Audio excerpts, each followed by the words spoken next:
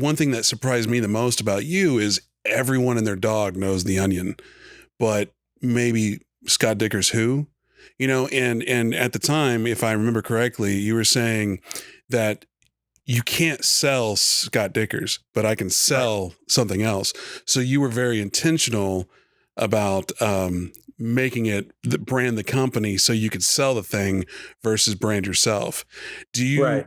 do you regret any of that, or you're like, hey, it paid off and now I just got to restart over? Or do you kind of regret going back and going, hey, maybe I could have given myself a little bit of spotlight? I don't remember what I told you last time we talked, It's but fine. my feeling, I'm making it up anyway. no, I do remember that conversation, but I don't remember specifically how I was feeling at that time, because right now I'm feeling, well, first of all, it was absolutely the right decision to hide my identity when it came to The Onion, because it allowed The Onion to survive. And when The Onion moved its offices from New York to Chicago in 2012, it lost 80% of its staff, and it never would have survived that. And I'm talking writing staff, so talent. It never would have survived that move if it had been branded as Scott Dikkers The Onion or whatever, Right. or I had been some sort of celebrity, because I would come and go and I would leave and then they'd bring me back. And so for the business, absolutely the right decision. Well, oh, sorry. For me personally, it was still the right decision for The Onion, and I don't regret it, but it did make my life harder, because you're right. I had to like build the brand of me starting from scratch. But I will say this about that. I like that. I like the challenge of starting over from scratch. I do it way too often. I build something up and then I say, I've had it with that. I'm going to move on. And then I start from square one. And part of it to me is like, I want to still prove to myself and to the world that this is a meritocracy, and that if I'm doing good work, it will be successful. So it would be super easy to just attach my name to something and use the coattails of that to succeed at the next thing. But there really wouldn't be much of a challenge in that for me. I really need to be scrambling and hustling and fighting for eyeballs, just like every other Joe Schmo out there. It's like so competitive in the digital space. And I just launched a new podcast where I'm doing comedy. I'm just trying to be funny.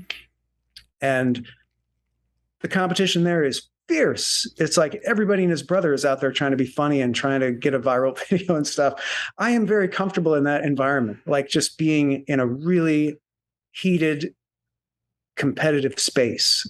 Right. I like that. That gives me the juice for whatever reason, Well, it's funny because my competition is, I went to a comedy show last night, and it was, I don't want to be disparaging, but it was like local guys.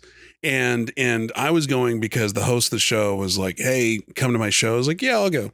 And obviously that's a great opportunity for a first date. So this girl I've been talking to, like, hey, you come to, so first date. And what this comedy show was, and I will give props to the ingenuity and the inventiveness of the idea, but all the comics were dressed up as Marvel characters, and the comedy was based around the Marvel universe.